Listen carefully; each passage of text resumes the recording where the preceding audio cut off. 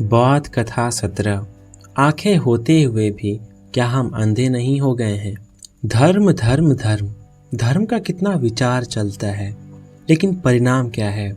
मैं जिसे सुनता हूँ वही शास्त्र वचन उद्घृत करता है, लेकिन परिणाम क्या है। मनुष्य निरंतर दुख और पीड़ा में डूबता जा रहा है, और हम हैं कि अपने सीखे हुए सिद्धांत दोहराए जा रहे हैं।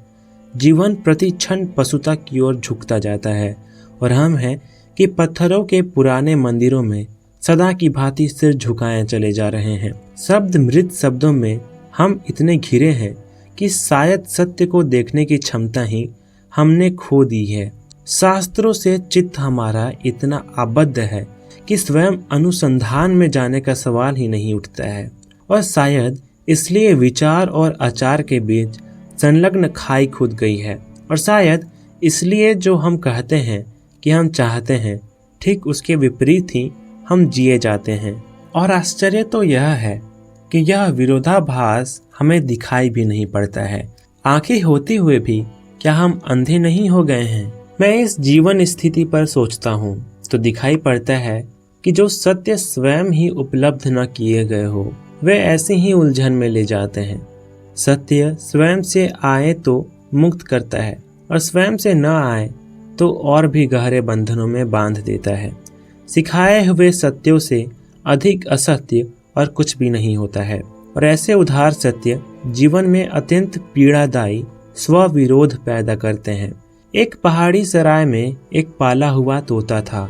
उसके मालिक ने जो उसे सिखाया था वह उसी को दिन रात दोहराया करता था। वह कहा करता था, स्वतंत्रता स्वतंत्रता स्वतंत्रता।